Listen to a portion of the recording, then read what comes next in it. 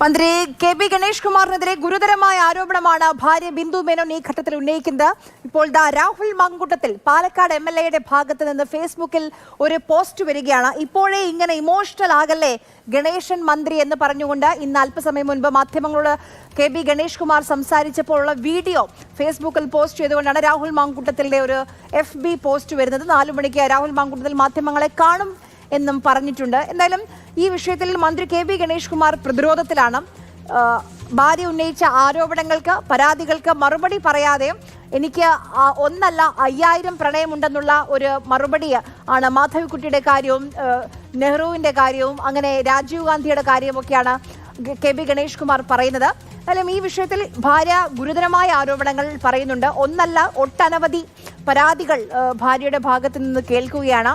ഇതിൽ പോലീസിനെ അറിയിക്കാൻ ശ്രമിച്ചു, പക്ഷേ പോലീസിന്റെ ഭാഗത്തു നിന്ന് ഒരു സഹായവും ഉണ്ടായില്ല.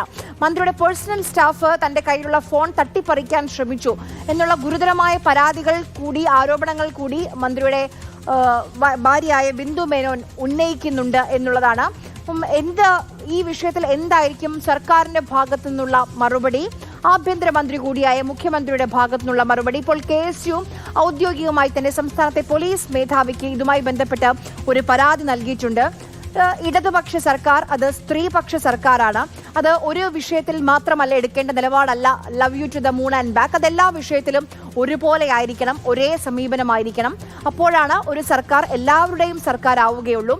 പത്തനാപുരത്തെ ജനങ്ങൾക്ക് തന്നെ അറിയാം എന്നുള്ളതാണ് കെ.ബി. ഗണേഷ് കുമാർ പറയുന്ന കാര്യം. പത്തനാപുരത്തെ ജനങ്ങൾക്ക് ഈ വിഷയം ബോധ്യപ്പെട്ടോ എന്നുള്ളത് അറിയില്ല. എന്തായാലും ഇപ്പോൾ ഔദ്യോഗികമായ പരാതി നൽകിയിട്ടുണ്ട്. കാണാൻ പാടില്ലാത്ത മോശമായ സാഹചര്യത്തിൽ ഭർത്താവായ കെ.ബി. ഗണേഷ് കുമാറിനെ കണ്ടു എന്നുള്ളതാണ് ഭാര്യയുടെ പരാതി. ശ്രീലേഖ ആരാണ് മേയറാകാത്തതിന്റെ അസ്വാരസ്യത്തിൽ നിൽക്കുന്ന വ്യക്തിയല്ലേ, അവരൊരു BJP-കാരി മാത്രമാണെന്നൊക്കെ പരിഹാസമുണ്ടായിരുന്നു.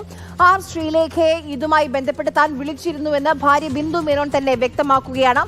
പക്ഷേ അതിനൊക്കെ പരിഹാസത്തിൽ ആണ് കെ.ബി. ഗണേഷ് കുമാറിന്റെ മറുപടി. ഇത് കോൺഗ്രസുകാർ, തെരഞ്ഞെടുപ്പ് കാലമാണ്, താൻ പ്രതീക്ഷിച്ചിരുന്നു, കോൺഗ്രസുകാർ കൊണ്ടുവരുന്ന ഒരു ആരോപണമാണ്, ഒരു പരാതി എന്നൊക്കെയാണ് കെ.ബി. ഗണേഷ് കുമാർ പറയുന്നത്. എന്തായാലും ഭാര്യ ബിന്ദു മേനോൻ ഞാൻ അറിഞ്ഞിടത്തോളം ഒരു കോൺഗ്രസുകാരിയോ ഒരു BJP-കാരിയോ അല്ല. അവർ കണ്ട അവരുടെ പക്കൽ തെളിവുകൾ കൂടിയുണ്ട് എന്ന് പറയുന്നുണ്ട്. ഇതാണ് ഇതിൽ ഉള്ള വിഷയം. AK സ്റ്റെഫിൻ നമുക്കൊപ്പം തുടരുന്നുണ്ട്. സ്റ്റെഫിൻ, ഇത് തെരഞ്ഞെടുപ്പ് കാലമാണ്.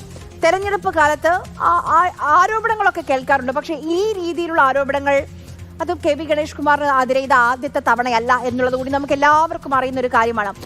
ഇത് ഒട്ടനവധിയായി. അപ്പോൾ കെ.ബി. ഗണേഷ് കുമാറിന് തന്നെ ന്യായീകരിക്കാൻ ഒന്നുമില്ലാത്തത് കൊണ്ടാണ് പ്രണയത്തെക്കുറിച്ചൊക്കെ വാചാലനാകുന്നത്. തീർച്ചയായിട്ടും ആര്യ, കാരണം അങ്ങനെയുള്ള ന്യായീകരണങ്ങൾ മാത്രം ഏതായാലും ഈ വിഷയത്തിൽ മതിയാകില്ല. കാരണം മുന്നിലുള്ളത് തെരഞ്ഞെടുപ്പാണ്. ഇപ്പോൾ ഇടതുമുന്നണിക്കും അതോടൊപ്പം തന്നെ CPM-നും എല്ലാം വലിയ പ്രതിസന്ധി, സർക്കാരിനും എല്ലാം പ്രതിസന്ധി ഉണ്ടായിക്കൊണ്ടാണ് കെ.ബി. ഗണേഷ് കുമാറിൻ്റെ ഈ ഒരു പ്രതികരണം വന്നിരിക്കുന്നത്. നമുക്ക് മനസ്സിലാക്കാൻ കഴിയുന്നതനുസരിച്ച് കുറച്ചുകൂടി പക്വമായ രീതിയിൽ ഈ വിഷയത്തെ കൈകാര്യം ചെയ്യണമെന്നൊരു അഭിപ്രായമാണ് ഇടതുമുന്നണിക്കകത്ത് നിന്ന് പോലും ഉയരുന്നത്.